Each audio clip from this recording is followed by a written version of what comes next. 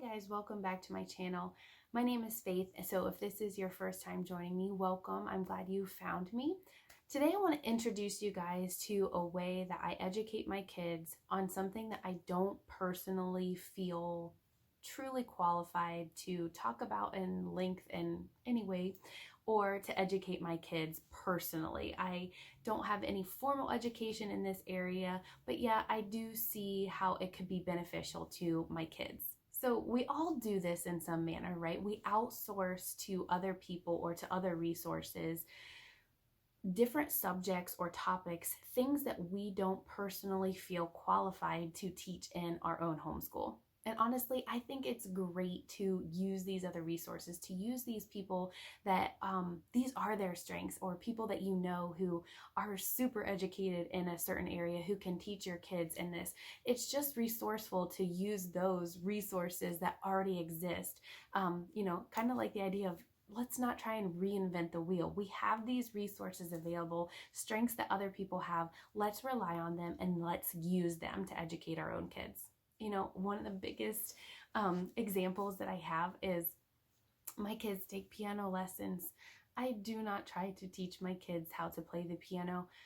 It would be a major fail. I have no formal education or anything in music or how to play an instrument.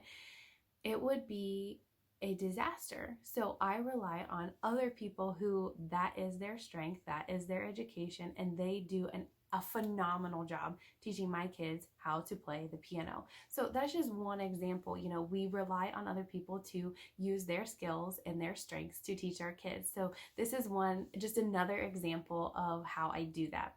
So this resource that I want to share with you is how I go about teaching art appreciation in our own house. This isn't my strength, guys, so I've relied on someone else who that was their strength, and they've created this little program, this little website that they use to teach art appreciation to other homeschool families. I will start with, this is not how I teach my kids in my house how to draw or how to, paint or do anything along those lines. I've shared before in a previous video how we use Art for Kids Hub to do our own art lessons in our family. You know, it's very simple drawings. They're fun. My kids love following along with the YouTube videos. If you've not checked out Art for Kids Hub, you should totally give them a check out. Follow them on YouTube. It's a dad and his kids, their family. They do drawing together and they do it step by step. All of my kids, even from 4 to 10, they all can do it. They all love it. It's just a really great program. So we use that for the actual teaching of how to draw and, doing the actual exercises. What I'm about to share with you is more along the lines of art appreciation. So this was an area where I was lacking. This program actually teaches you about the artist and about their famous pieces, their masterpieces, their artwork, all of these things. And it's just an area where I was truly lacking, and I needed something to help bridge that gap. We were kind of covering the art aspect through our drawing and through Art Kids Hub, but we weren't really focusing on any famous artists, any famous works, because we were drawing, fun little things and things that go along with our history and things along to go with our science, and we were creating our own masterpieces, but we weren't focusing on anything that was historical from the classics or any great artists. So this was bridging that gap and allowing me to have one thing that was covering the actual art that we were doing and covering historical art. So I actually can't even take credit for it. One of my really great homeschool friends, she shared this website with me. It's called, I don't want to get it wrong, enrichmentstudies.com, and the lady who puts it on, her name is Erica. She's a homeschool mom of 6. She has put this whole program together. Just to start off with, it's not a paid advertisement. I bought all this stuff on my own. It's just something that I have enjoyed. I saw as a great resource, and I have purchased it on my own, but I just thought I would share it with other people. So I'm not getting anything from this. I just enjoy it myself. Just want to put out that little disclaimer. Anyway, this homeschool mom, she wanted to create an affordable way to allow other homeschool kids to be able to learn about poetry and art and music. And so while she creates all of this different spread, we really only focus on it for the art aspect, but she does have other areas on her website that you guys should totally check out if that's something that you would be interested in. So I personally only use her website for the access to the famous artists and their artwork, but I did just want to let you know that she does have those other areas that are available if that would be something that your family might be interested in. Now, one thing to point out is it's also extremely affordable. She's a homeschool mom. She knows that a lot of times we're working with limited resources, so she does make it affordable, which I love. She also has a members area. Now, I cannot attest to this. I do not partake in the members area, but that's something that you guys should check out if you would be interested in it. But what I have focused on is that you can buy from her certain collections. So she has all these different collections on her website of famous artists, and you can purchase each collection individually. A lot of times she'll have discounted groups that come through like several times throughout the year where you can actually buy a print package. So I have an example. I bought her most recent print package, and what it does is that it's a collection of different artists and some famous pieces of their artwork, and she sends them to the printer and they print them and then they deliver them to your door. So it's kind of like all easy, one fell swoop, where you get a huge collection of lots of different artists. So when she sent them to me, it came in this package. All of them were in excellent shape. They're printed on cardstock in color. And when I got them, I put them into page protectors. And I'll share a little bit about that in a second, about why I did that. But I just wanted to show you this collection. So this was the one that was, I think it was a little bit before Thanksgiving, because you'll see as we get further in, there were several, of course I can't find them, that were about Thanksgiving. So they were some famous artists and their pieces. This one's called Cutting the Pumpkin. This one's called The First Sermon Ashore. So it would have been the Pilgrims. So it was appropriate for the time because it was just coming into Thanksgiving time. But there were some other artists in there as well. I think it had a Charles Russell collection. Yeah, this is Charles Russell. So it was a collection of a couple different artists, and then also some that were pertinent to Thanksgiving and the holidays. So you can see how thick this is of all the different pieces of artwork that came shipped. I want to say it was like $25 to have it colored, printed, shipped to your door on cardstock, excellent quality. But that was what I got when I did that. Now, each month, if you just get her newsletter, she'll send you a newsletter of a freebie. And this freebie is an artist with a collection of anywhere from like 8 to 12 paintings or, of the artwork pieces of this famous artist. And you get the digital copy to it. So you can print it out at home, or you can print it out at a local print shop, or whatever you want to do. And you can have those as well.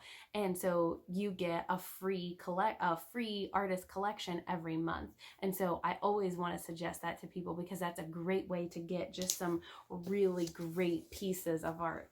And you also notice, like at the bottom, she has on there the title and then who it's painted by, and some of them will have things like interesting facts. So this is an interesting fact about Charles Russell, or there's another interesting fact. Some of them will have, they'll have the year in which they are printed. Most of these have interesting facts at the bottom. Oh, here's one that also says the materials and the technique that was used for the painting. This one says hand-colored lithograph with gum Arabic. So it might also tell you the materials and the technique, as well as who it was painted by and the year, and maybe some interesting facts. So when you download the freebie, you get a painting like this, where it has the written stuff at the bottom, the info, you know, the name of the painting, who it was by, and the year, interesting facts, things like that. She also gives you a download to download a full page of the painting where there's none of the extra writing at the bottom. So you get both of those as well. So I think that's a great one too if you were just looking to hang up the painting, or if you're looking for a little bit more information, you can kind of pick and choose which one you would like.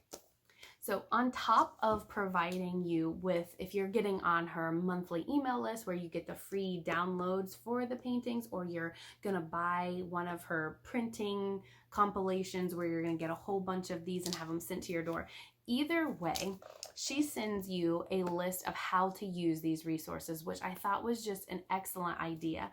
It gave me a lot of ideas of how to implement teaching art appreciation to my kids, because it's one of those things, like, I have really, really good intentions. I would love my kids to know all of these great artists and to be able to recognize maybe these different mediums of how they were painted, or, you know, have a general idea of the era, or, you know, was it Baroque period? Was it classical? You know, all these different things. I'd like to have them, you know, to teach that.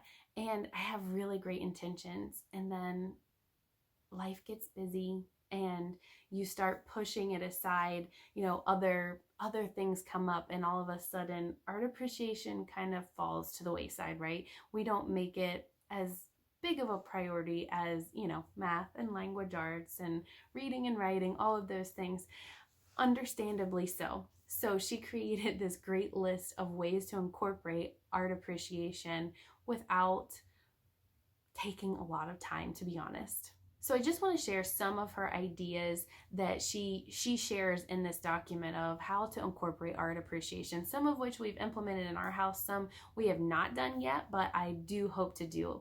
All right, so with her creating this program, she obviously doesn't think it's truly necessary to invest a lot of time and money into an art appreciation curriculum. You know, in ordering these or printing these out, downloading them, however you want to do it, you know, once you get them in the hard copy form, she suggests putting them down into a page protector and then just strategically placing them around your home. She's, you know, suggesting that we should put them in places where your kids and your family members are going to see them regularly and for maybe an extended period of time. And I know, guys, you're probably gonna laugh, but one of the top ways that she says to do it is it needs to be in the bathroom near the toilet, because what else are your kids gonna do? They want something to look at. If it's sitting right there and it is something for them to look at during that time, then they're gonna look at it and they're gonna read it and they're gonna study it and they're not even gonna really realize it. Some other ideas she has is putting it by the bathroom mirror so that when they're brushing their teeth, when they wake up and when they go to bed, that they're able to look at it before at those times. You know, what else are you gonna do? You're standing there brushing your teeth. You can stare and study this piece of artwork.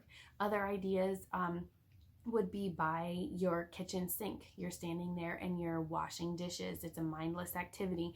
You can easily stand there and wash dishes while also studying this piece of artwork. So those are just some ideas of just like of ways to strategically place them. You could place them on your back door or the door to your garage, the one that you're constantly going in and out of, so that every time you go through that door, you see this piece of artwork.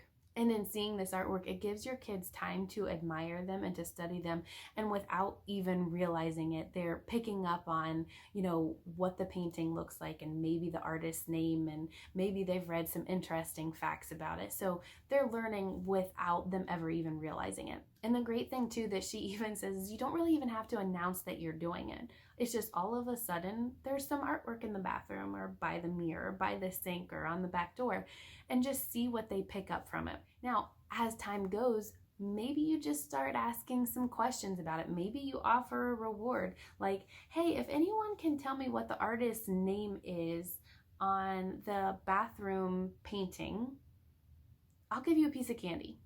Randomly, like you don't even announce that you're going to do it. Or if your kids can't even read, who can tell me what is on that painting? What's it look like? How does it make you feel? Do you think, what kind of emotion does it give you when you look at it? Does it make you happy? Does it make you sad? Is it scary?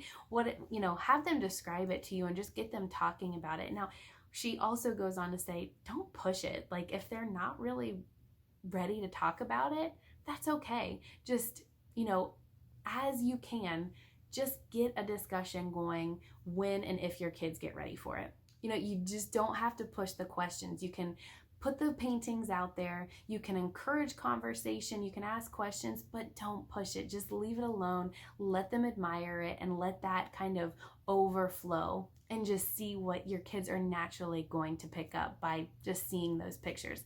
And then if you have them in the page protectors, you can periodically change them out. So maybe you want to change it out every week. Every week there's a new picture somewhere, or every 2 weeks or once a month. Whatever it is, you can kind of see what works for your family and just routinely be changing out those pictures in your house. And I really liked her point in this document was that even if over a course of the year you only changed out your artwork 5 times, so they only saw 5 pieces of artwork, but you have 10 years of homeschooling with them. So over their journey of homeschool, they've seen 50 pieces of artwork. They've studied them. Maybe they can recognize them and the artist, and they can tell you about their technique or some interesting facts. That's 50 artists that they were not previously familiar with. And if you change the artist every 10 times in a year, then that's 100 artists and 100 pieces